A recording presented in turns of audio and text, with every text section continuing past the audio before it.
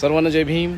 तर OBC, SC, ST, n t आणि VJNT खास करून ना तुमच्यासाठी व्हिडिओ आहे. कारण की तुम्ही एवढे वैमान झालात ना आमच्यावर की तुम्हाला तुमची दाखवायला पाहिजे की काय लेवल आहे. कारण की गोष्ट लक्षात ठेवा, तुमच्या लोकाला कोणी शिवत नव्हतं, तुमच्या लोकाला कोणी मंदिरात येऊ देत नव्हतं, तुमच्या लोकांना कोणी पाणी देत नव्हतं, तुमच्या लोकाला कोणी माणूस म्हणून सुद्धा जगवत नव्हतं. आणि आज जे अधिकार हक्क जे भेटलेत ना तुम्हाला, एवढे पॉशमध्ये राहता, रुबाबमध्ये राहता, दाखवता की आम्हाला तर कोण काही करत नाही, तर ही सगळं बाबासाहेबाचं आहे. कारण की लोक कायद्याला घाबरतात, तुम्हाला कोण घाबरत नाही.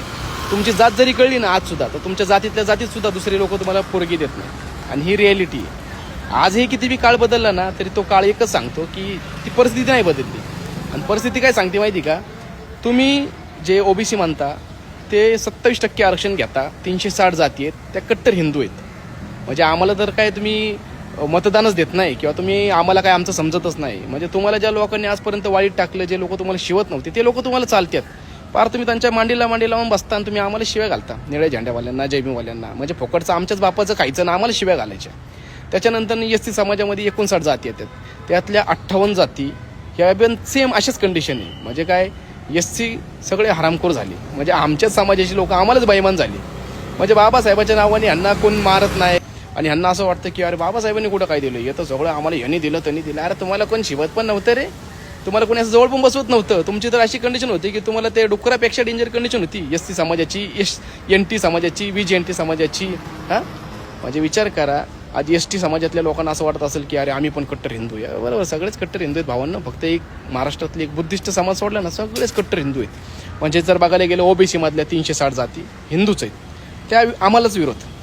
एससी समाजामधल्या 58 जाती कट्टर हिंदू, त्या आम्हालाच विरोध. एसटी समाजातल्या 40 जाती, त्यांचा आम्हालाच विरोध.